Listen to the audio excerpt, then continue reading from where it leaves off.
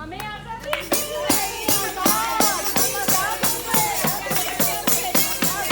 भारत माता की जय, भारत माता की जय, भारत माता की जय। क्या हुआ? अरे जी, ये देखिए हम आजाद हो गए। अच्छा, देखिए हम आजाद हैं आज, भारत आजाद हो गया। ये तो तुम लोगों ने बहुत अच्छी खबर सुनाई है। इसके लिए हमने कितनी तपस्या की और तब आज ये सुनने को मिला कि भारत को आजादी मिल गई। अरे वाह, बहुत अच्छी बात है।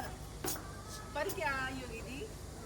पर क्या तुम लोग सोचते हो कि आजादी पूरी मिली है भारतवर्ष को?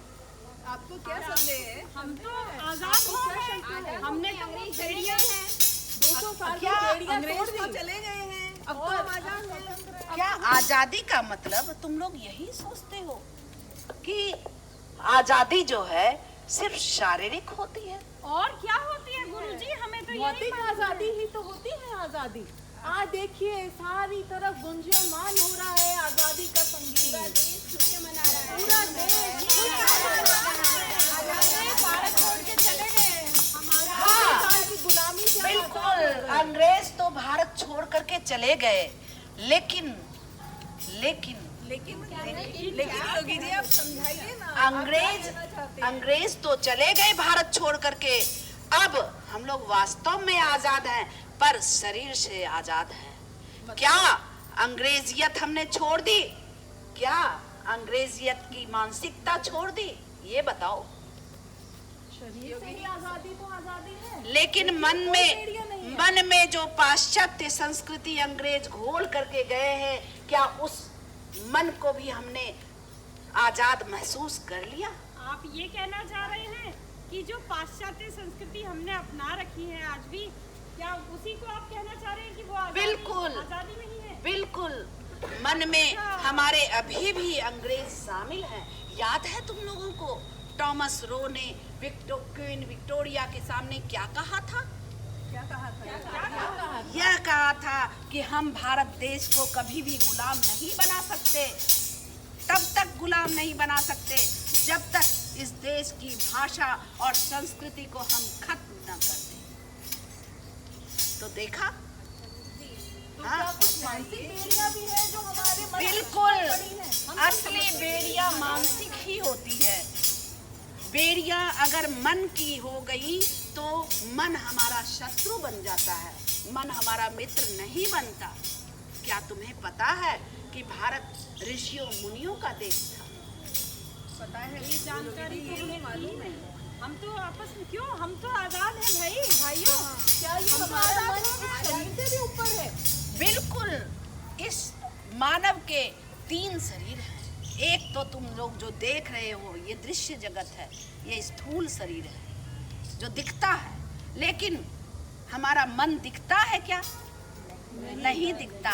लेकिन आप कहते हो ना कि मेरा मन कह रहा है, तो इसका मतलब कि मन भी है। इसको मना शरीर कहते हैं। ये स्थूल से सूक्ष्म की ओर बढ़ता है और इसके आगे भी एक शरीर है, जानते हो? क्या गुरुदेव?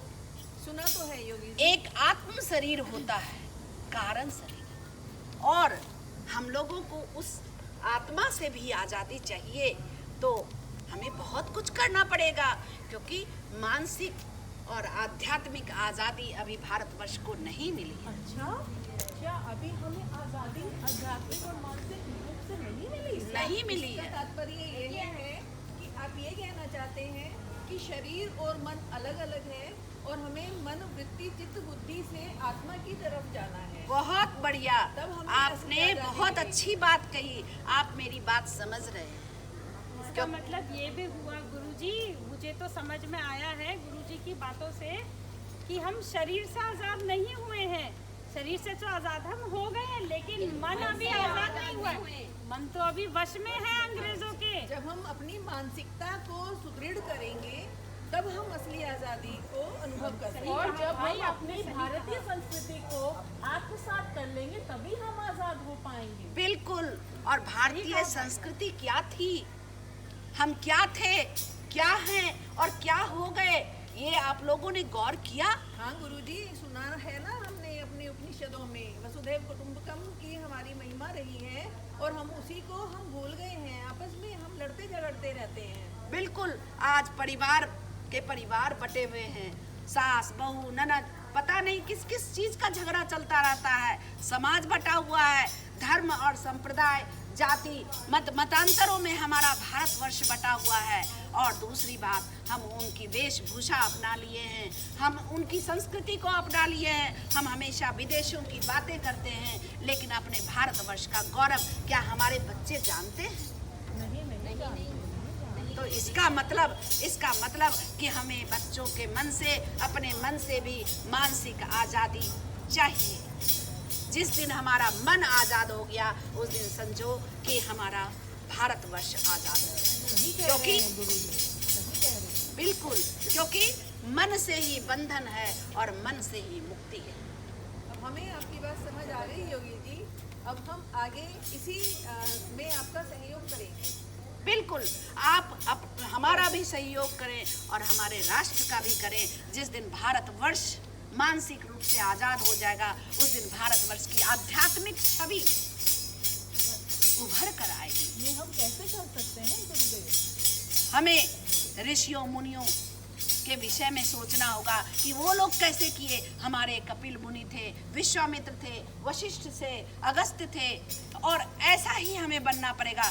हर नारी के अंदर ऋषिकाएं होनी चाहिए, घोषा, अपाला, गार्गी, मैत्रेयी, इस तरह की। और हर नर में ऋषियों की आवाज बुलंद होनी चाहिए। अरविंद जी की तो जय हो, जी की तो जय हो, कहते हैं। और एक बात सुन लो कि जब तुम में खोया हुआ देवत्व जागेगा, स्वर्ग धरा पर आने की अनुमतियां मांगेगा। मुझे ऐसा भारत चाहिए। क्या ऐसा भारत हम बना नहीं सकते? हम बना भाइयों, क्या समझ में आया?